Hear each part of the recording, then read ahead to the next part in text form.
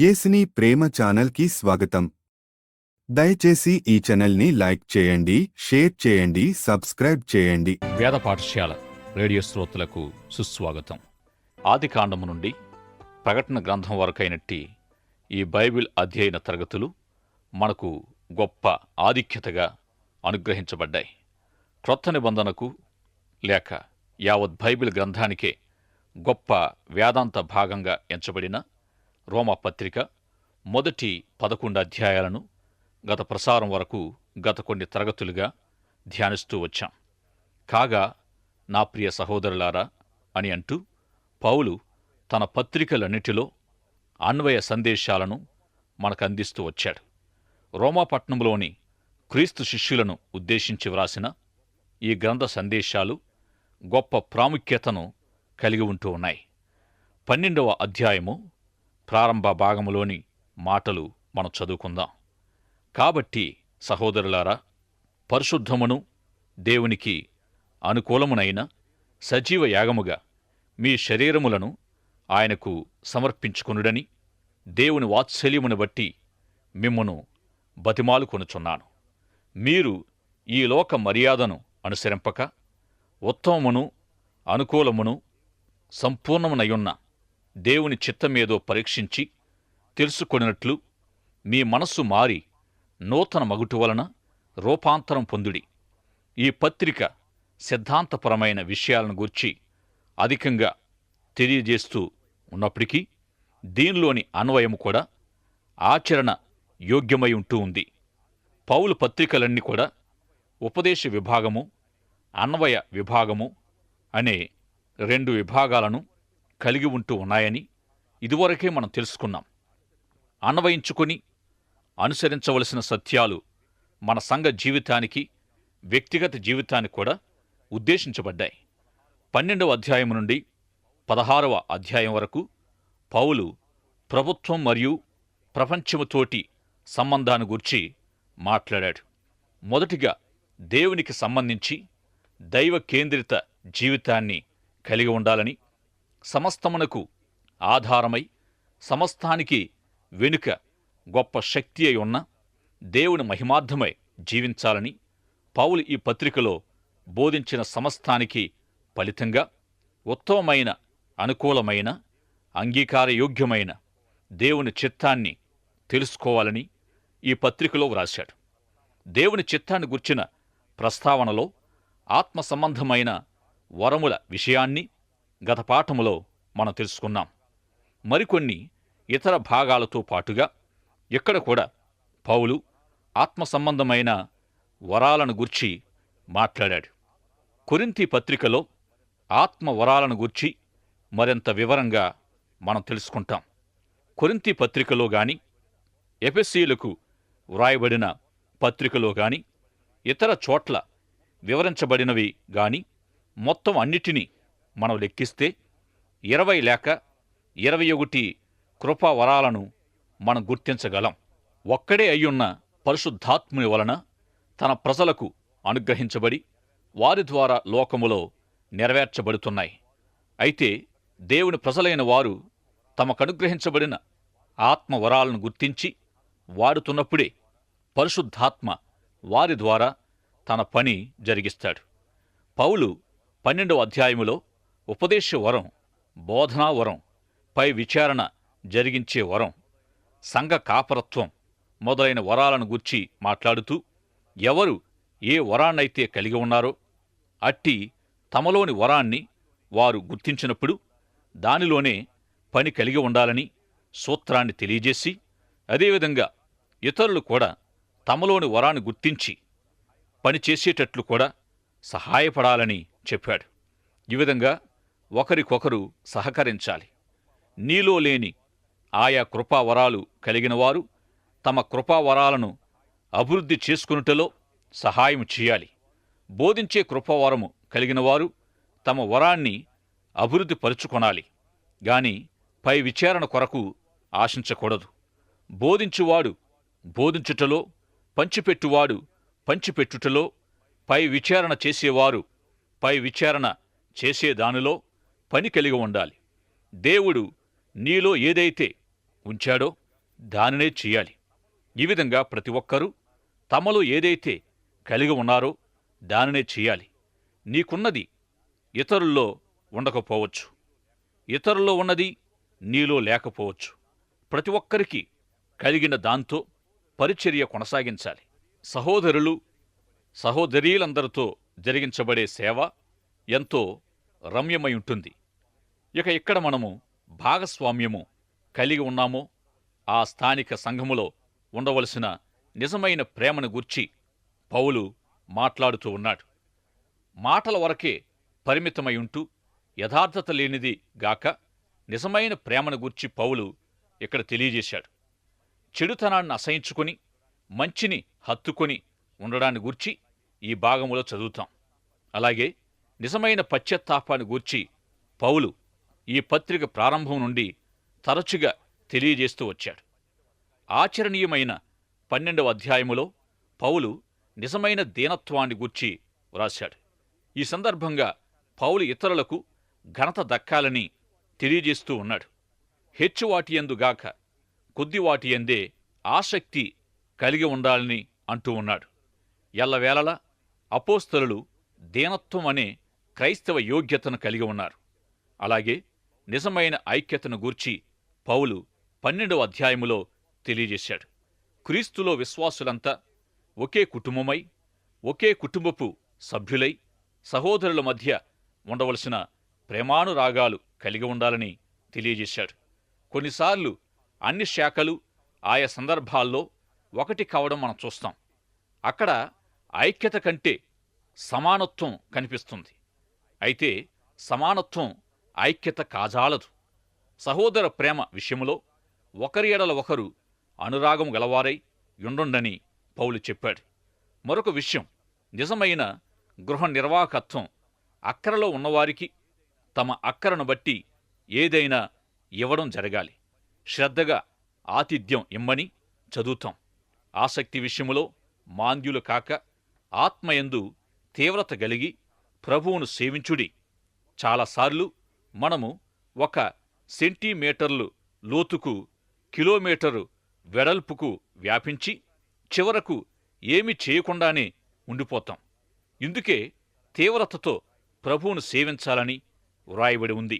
ఇంకా నిజమైన సాక్ష్యాన్ని, నిజమైన ప్రార్థన, నిజమైన విశ్వాస జీవితాలను కలిగి ఉండాలి. 11 అధ్యాయాల వరకు సిద్ధాంత ఉపదేశముతో నిండిన ఈ పత్రికలో 12వ అధ్యాయము నుండి అనుదిన జీవితాల్లో అభ్యసించి ఆచరించదగిన సత్యాలతో నిండి ఉన్నాయి. సువార్తను వాస్తవంగా మన జీవితాలకు అన్వయించుకోవడాన్ని ఈ భాగములో మనం నేర్చుకోగలం.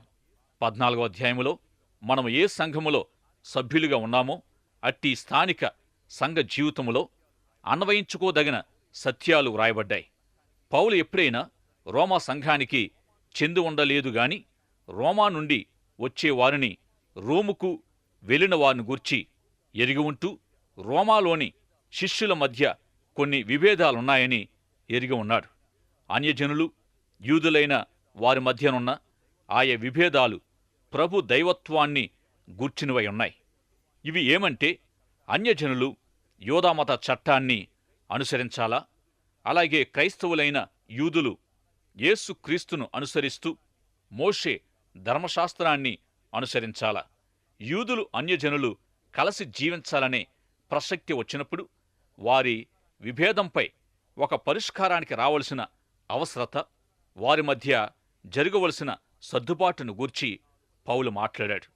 దినాలు, రోజులను గూర్చిన మరొక వివాదాంశం వారి మధ్యలో ఉంది. యూదులు 7వ దినం దైవారాధన నిమిత్తమైనదని నమ్మేవారు.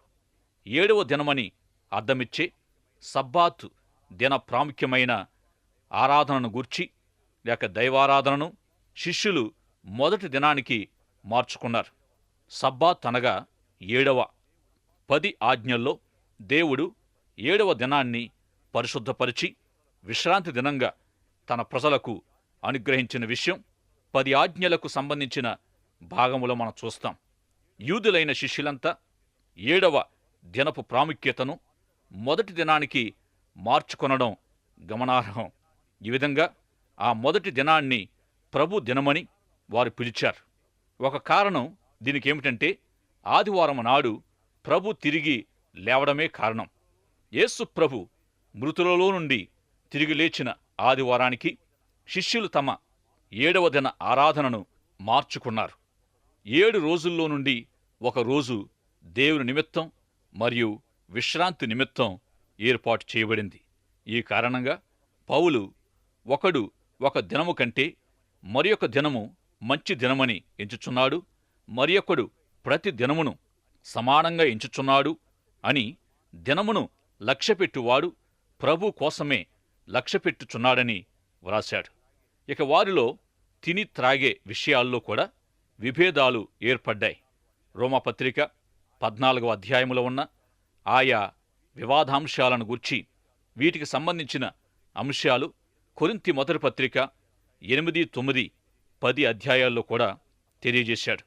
ఈ అంశాలకు సంబంధించిన విషయాలను కొరింథీ పత్రిక అధ్యయనములో మనం తెలుసుకుందాం. రోమా సంఘ విశ్వాసుల మధ్య ఉన్న విభేదాలను రోమాపత్రిక 14వ అధ్యాయం 5వ వచనం ఆధారంగా పరిష్కరించుకోవాలని పౌలు వారికి తెలియజేస్తూ వచ్చాడు. ఒకడు ఒక దినము కంటే మరి ఒక దినము మంచి దినమని ఎంచుచున్నాడు, మరి ఒకడు ప్రతి దినమును సమానంగా ఎంచుచున్నాడు. ప్రతివాడు తన మట్టుకు తానే తన మనస్సులో రూఢిపరుచుకొనవలెను. నరహత్య వంటి ఘోర పాపాలను గూర్చి అయితే పౌలు ఈ విధంగా చెప్పాడుగాని విశ్వాస జీవితములోని స్వల్పమైన విషయాలను గూర్చి ఈ భాగములో పౌలు తెలియజేశాడు. మనస్సాక్షిని గూర్చి మాట్లాడాడు. ఈ మనస్సాక్షి అనేది లోపల నుండి ఆయా విషయాలను గూర్చి లేక తప్పొప్పులను గూర్చి తన స్వరాన్ని వినిపిస్తూ ఉంది. ఈ మనస్సాక్షి అనేది ఎక్కడ నుండి వచ్చింది? మనస్సాక్షి అనేది మనిషికి ఒక క్షేమకరమైన మార్గదర్శిని అనే అభిప్రాయాన్ని పౌలు కలిగి ఉన్నాడు. ఇక ఈ మనస్సాక్షి మంచి చెడులను గూర్చి మనిషి ఏమైతే నేర్చుకుని ఉంటాడో ఆ విధంగా నేర్చుకొనిన విషయాలపైనే మనస్సాక్షి అభివృద్ధి చెందుతుంది. ఉదాహరణకు మన క్రైస్తవ కుటుంబాల్లో చాలామంది ఆదివారాలు ఎలాంటి క్రయ విక్రయాలు, ఇతర లోక సంబంధమైన పనులు లేక వ్యవహారాలు చేయరు. ఇందుకు విరుద్ధంగా కొన్నిసార్లు మనము ఏదైనా చేశామనుకోండి, మనసులో ఏదో గుచ్చుకున్నట్టుగా బాధ కలుగుతూ ఉంటుంది. ఈ విధంగా మనము నేర్చుకొని అలవర్చుకున్న వాటిపైనే మన మనస్సాక్షి ఆధారపడి ఉంటుంది. ఈ విధంగా ప్రతివాడు తన మనస్సాక్షి ప్రబోధాన్నే అనుసరించమని పౌలు చెబుతూ వచ్చాడు. యూదులు కూడా వారి మత సాంప్రదాయాల నుండి కలిగిన వారి నమ్మకాలను అనుసరించే హక్కును వారు కలిగి ఉన్నారని తెలియజేశారు. మరొక అడుగు ముందుకు వేసి పౌలు మనస్సాక్షికి మనలో కలిగే ఒప్పుకోలుకు మధ్యనున్న తేడాను తెలియజేస్తూ ఉన్నాడు. ఒప్పుకోలు అనేది తప్పొప్పులను గూర్చి మనలో పరిశుద్ధాత్మ కలిగించే అవగాహన లేక ప్రేరణ నుండి వస్తుంది. ఒప్పుదల అనేది నీ పెద్దలు బోధించిన వాటి నుండి లేక బోధించని వాటి నుండి కలిగేది కాదు, కాని పరిశుద్ధాత్మ ప్రేరణ నుండి కలిగేదయ్యుంటుంది. పరిశుద్ధాత్మ ఆయా విషయాలను గూర్చి అందరినీ ఒకే విధంగా ఒప్పిస్తాడని అనుకోలేం. పౌలు కూడా ఈ విధంగానే ప్రతివాడు తన మనస్సులో రూఢిపరుచుకొని తన మనస్సాక్షి ప్రకారము పరిశుద్ధాత్మ తనలో కలిగించే ఒప్పింపు ప్రకారము వెళ్లాలని ప్రతి ఒక్కరికీ తెలియజేశాడు. కొందరు ఇది నా దృష్టిలో తప్పు లేక అది నా దృష్టిలో సరైనది గనుక ఇది చేయవచ్చు లేక ఇది చేయవద్దు అని చెయ్యండి అని అన్నట్టు పౌలు చెప్పలేదు. ప్రతివాడు తన మనస్సులోనే దేనినైనా రూఢిపరుచుకోవాలని చెప్పాడు. పౌలు మరొక అడుగు ముందుకు వేసి ఎవడు తనకు తానుగానే జీవించనూ లేడు, ఒక్కడే చావనూ లేడు గనుక ఏదైనా చేసినా ఇతరులను దృష్టిలో పెట్టుకుని చెయ్యాలి. మనము చేసేదేదైనా దాని ప్రభావము ఇతరులపై ఏ విధంగా ఉండగలదో అనేది ఆలోచించుకుని మరి చెయ్యాలి. ఈ వేద పాఠశాల ఆంగ్ల బోధకుడు సంగీతాన్ని గూర్చిన ఒక సంఘటన ఈ విధంగా చెప్పాడు. మంచి సంగీతమంటే ఈయనగారికి చాలా ఇష్టం. ఒకసారి తాను చదువుకునే వేదాంత కళాశాలలో తనకిష్టమైన లాంటి సంగీతము వినకూడదనే ఒక నియమం ఉండేది. తనకైతే ఆ రకం సంగీతం చాలా ఇష్టం గనుక తన గదిలో వాయించుకోవడానికి ప్రయత్నించేవాడు, లేక వినడానికి ప్రయత్నించేవాడు. అయితే అదే గదిలో తనతో పాటు ఉంటున్న తన స్నేహితుడు గత సంబంధమైన పాప జీవితము నుండి దేవుని కృప వల్ల బయటపడి క్రొత్త జీవితం కొనసాగిస్తూ ఉన్నాడు. అతనికి ఈ సంగీతం వింటే పాత జీవితం జ్ఞాపకం వస్తుంది గనుక విషయమంతా చెప్పుకొని అది వినిపించవద్దని కోరుకున్నప్పుడు బలవంతపు నియమంగా కాక తన స్నేహితుని నిమిత్తం ఆ సంగీతాన్ని మానుకున్నాడు. ఈ విధంగా సహోదరుల నిమిత్తం లేక ఇతరుల నిమిత్తం కూడా మనం కొన్నిసార్లు వారి ప్రకారము జీవించవలసి ఉంటాం. ఇక మన సహోదరుడు ఎంతవరకు సరిగ్గా ఉన్నాడు లేక సరిగ్గా లేడు అనేదిగాక మనం ఎంతవరకు మన సహోదరులను ప్రేమిస్తున్నాము అనేది ముఖ్యం. మన సహోదరుడు మన వల్ల తొట్రుపడడానికి కారణంగా ఉండక పునరుద్ధరించబడ్డానికే మనము కారకులం కావాలి గనుక క్రియాపూర్వకమైన ప్రేమతో ఆయా విభేదాలను పరిష్కరించుకోవాలని ఈ భాగాల్లో పౌలు నేర్పిస్తూ వచ్చాడు. 13వ అధ్యాయములో ప్రభుత్వాన్ని గూర్చిన విషయాలు అన్వయించుకోదగిన విధంగా మాట్లాడాడు. మన ప్రభుత్వముతో మనకుండవలసిన సంబంధాన్ని గూర్చి పౌలు విశ్వాసులతో మాట్లాడుతూ ఉన్నాడు. ప్రభుత్వముతో ఉండే సంబంధాన్ని ప్రతి ఒక్కరం అర్థం చేసుకోవడం మంచిది. కైసరికి పన్ను చెల్లించడం న్యాయమా కాదా అని అడిగినప్పుడు ప్రభు వారితో కైసరివి కైసరికి, దేవునివి దేవునికి చెల్లించండని సెలవిచ్చారు. ఎందుకంటే కొన్ని సమయాల్లో దేవునికి చెందేవి తనకెమ్మని కైసరు లేక ప్రభుత్వం అనవచ్చు. ఈనాడు మన ప్రభుత్వాల్లో అనేక అంశాలు అసంతృప్తికరమైనవిగా ఉండొచ్చు. అయితే నూతన జన్మ క్రైస్తవ జీవిత అనుభవం లేనివారు ఆత్మీయ విలువలు కలిగి ఉండాలని ఆశించలేం. వారు మానవత్వ విలువలనే కలిగి ఉంటారు. యేసు ప్రభు శిష్యులకిచ్చిన చివరి గొప్ప ఆజ్ఞలో మీరు క్రైస్తవ్య విలువలను వారిలో ప్రతిపాదించి వారు క్రైస్తవుల్లా నటించేటట్లు చెయ్యండి అనలేదు. అయితే క్రీస్తు శిష్యుడిగానే ప్రభుత్వం ఎడల ఎట్టి ధోరణి కలిగి ఉండాలో తెలుసుకోవడం చాలా ముఖ్యం. 13వ అధ్యాయములో ప్రభుత్వం చేసేవారు, ప్రభుత్వ అధికారాల్లో ఉన్నవారు దేవుని పరిచారకులే అని పౌలు తెలియజేశాడు. రోమా సైనికులైన ఆనాటి ప్రభుత్వ అధికారులనే ఉద్దేశించి వారు దేవుని పరిచారకులని పౌలు ముమ్మారు తెలియజేశాడు. ఇక ప్రభుత్వ అధికారులకు ఆయా విషయాల్లో లోబడాలని, వారు ఊరికే కత్తిదూసి అనవసరంగా ఎవరిని ఇబ్బంది పెట్టరని, ఏదైనా చట్టవిరుద్ధంగా నేరం చేసినప్పుడే తప్ప ఎవరిని శిక్షించరని చెబుతూ ఉన్నాడు. ప్రభుత్వ ధననిధులు దోచుకునేవారిని శిక్షించడానికి ఈనాడైతే 9 మిల్లీమీటర్ల ఆటోమేటిక్ పిస్తోల్ లేక అంతకంటే దుర్భరమైన మరి దేన్నైనా కూడా ఉపయోగిస్తున్నారేమో. ఇక ఇట్టి అధికారులు అమలుపరిచే శిక్షలన్నీ దేవుని పక్షంగా జరిగించేవే అని పౌలు తెలియజేస్తూ ఉన్నాడు. ప్రస్తుత భవిష్యత్ కాలాలకు సంబంధించి పౌలు మాట్లాడుతూ వచ్చాడు. పాపం లేక తప్పు అనే దాని ఎడల దేవుని ఉగ్రత చట్టాన్ని సంరక్షించే ప్రభుత్వ అధికారుల ద్వారా శిక్ష అమలుపరచబడడంతో వ్యక్తపరచబడుతుంది. చట్టం సరిగ్గా అమలుపరచబడినప్పుడు దుర్మార్గుల దుష్టక్రియలతో శాంతి కోరుకునేవారికి భంగం కలుగుతుంది. చట్టబద్ధమైన క్రమం లేనప్పుడు అశాంతి ప్రబలిపోతుంది. చట్టాన్ని సంరక్షించడంలో ప్రతి ఒక్కరూ నీవు నేను కూడా భాగస్థులమై ఉన్నాం.